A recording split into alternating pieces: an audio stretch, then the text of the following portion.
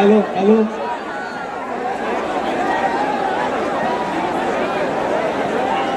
প্রিয় দেশবাসী, প্রিয় দেশবাসী,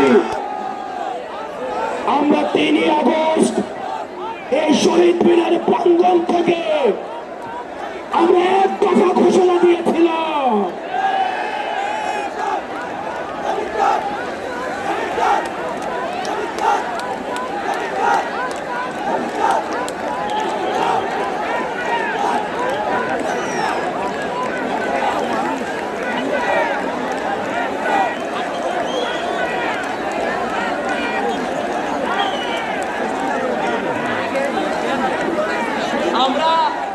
আমরা সবাইকে অনুরোধ করছি, হাসনাদের পিছনে যে আমরা অনুরোধ করছি, সবাই আপনারা বসে বলুন। শেষ পর্যায়ে এসে শৃঙ্খলা বিনষ্ট করা যাবে না। সবাইকে আমরা অনুরোধ করছি, শৃঙ্খলা ফিরে না আসলে আমরা আমাদের প্রোগ্রাম আনবো না। সাউন্ড বক্সের উপর থেকে লোকজন নেমে যান, সাউন্ড বক্সের উপর থেকে লোকজন নেমে যান। প্লিজ আমরা শৃঙ্খলা বজায় রাখি। প্রিয় দেশবাসী, আপনারা জানেন আমাদের এই জুলাই গণ অভ্যুত্থানের পরে এই অভ্যুত্থানকে অনেকে মেনে নিতে পারে না। সেজন্য সচিবালয়ে, পুলিশে, বিচার বিভাগে বিভিন্ন সময় আমাদের বিরুদ্ধে ষড়যন্ত্র চলে। আমরা আপনাদেরকে বলতে চাই, অতীতে ছিল সতীদাহ প্রথা, এখন আমরা দেখছি নদীদাহ প্রথা। যারা সচিবালয়ে আমাদের বিরুদ্ধে ষড়যন্ত্র করছেন, আপনাদেরকে বলতে চাই, আপনারা রিয়েলিটি মাইনে নেন। আপনাদের আম্মু আর দেশে ফিরবে না। আমরা তাকে সীমান্তের উপরে পাঠিয়েছি, এই খুনি হাসিনা দেশে পুনর্বাসন হবে না। প্রিয় দেশবাসী, আপনারা জানেন গত 16 বছর এই ফ্যাসিবাদী সরকার খুনি হাসিনা প্রত্যেকটি রাজনৈতিক দলকে, ফ্যাসিবাদী শক্তিকে নির্যাতন এবং নিপীড়নের মধ্য দিয়ে তাদের থেকে ভোটাধিকার কেড়ে নিয়েছে।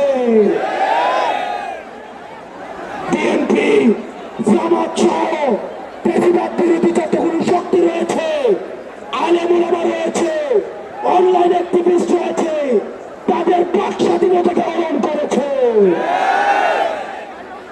আমরা যারা জুলাই গণ অভ্যুত্থানে আমরা নেতৃত্ব দিয়েছি, আমাদের ডাকে সারা বাংলাদেশে মানুষ রাস্তায় নেমে এসেছে এবং আমরা এই হাসিনাকে পালিয়ে যেতে বাধ্য করেছি।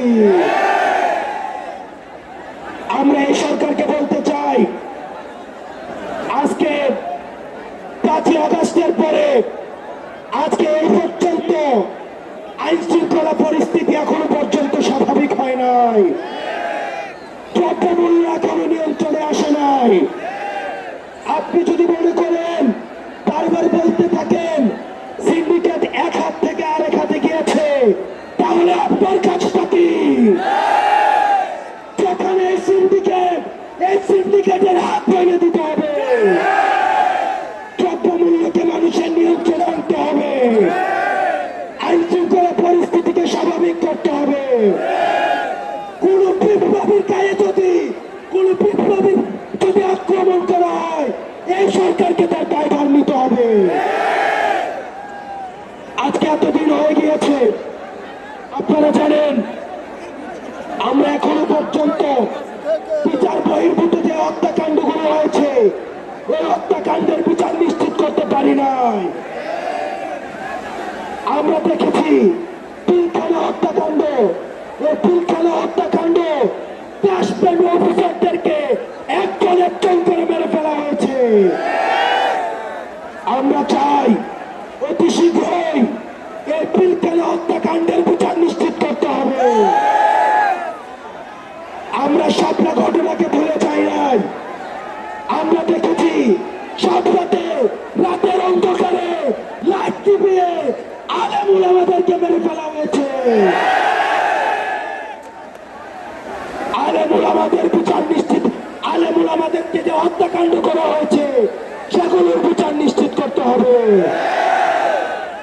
গত 16 বছর ধরে আওয়ামী লীগ যে নির্যাতন, নিপীড়ন, অত্যাচার, লুণ্ঠন করেছে, সেগুলোর বিচার করতে হবে। 5ই আগস্ট পরবর্তী বাংলাদেশে আমাদের আর কোনো শত্রু নাই, আমাদের একমাত্র শত্রু এই আওয়ামী লীগ। আওয়ামী লীগের বিরুদ্ধে আমাদের ফেসিবাদী পৃথিবীর যতগুলো রাজনৈতিক শক্তি আছে, আমাদের সংগ্রাম অব্যাহত থাকবে। প্রিয় দেশবাসী, আমাদের এতদিন পর্যন্ত আমাদের এই জুলাই গণ অভ্যুত্থানের কোনো ঘোষণাপত্র ছিল না। আমরা বলতে চাই 15 জানুয়ারির মধ্যে আমাদের এই জুলাই গণ অভ্যুত্থানের ঘোষণাপত্র জারি করতে হবে। আমাদের জুলাই গণ অভ্যুত্থানের ঘোষণাপত্র 15 জানুয়ারির মধ্যে আমাদের 15 জানুয়ারির মধ্যে জারি করতে হবে। প্রিয় দেশবাসী, এই 15 জানুয়ারি পর্যন্ত আপনারা জেলায় জেলায়, পাড়া মহল্লায় এই জুলাই ঘোষণাপত্রের পক্ষে আপনারা মানুষের কাছে যাবেন, মানুষের কথা শুনবেন, তারা কি বলতে চায় সেই কথাগুলোকে উঠিয়ে নিয়ে আসবেন। আওয়ামী লীগের বিপক্ষে, মুজিববাদীদের বিপক্ষে, যারা এই ফ্যাসিবাদী এবং সন্ত্রাসের রাষ্ট্র কায়েম করেছে, তাদের বিপক্ষে আমাদের এই লড়াই, আমাদের এই সংগ্রাম আমাদের জারি থাকবে।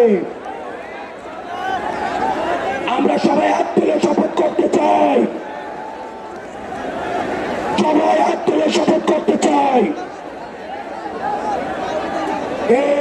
এই মুহূর্তে দরকার বিচারের সংস্কার, এই মুহূর্তে দরকার বিচারের সংস্কার, এই মুহূর্তে দরকার বিচারের সংস্কার। প্রিয় বাংলাদেশবাসী, আপনাদের সাথে আবার দেখা হবে 15 জানুয়ারিতে আমাদের ঘোষণাপত্র নিয়ে। ইনকিলাব জিন্দাবাদ, মুজিববাদ মুর্দাবাদ।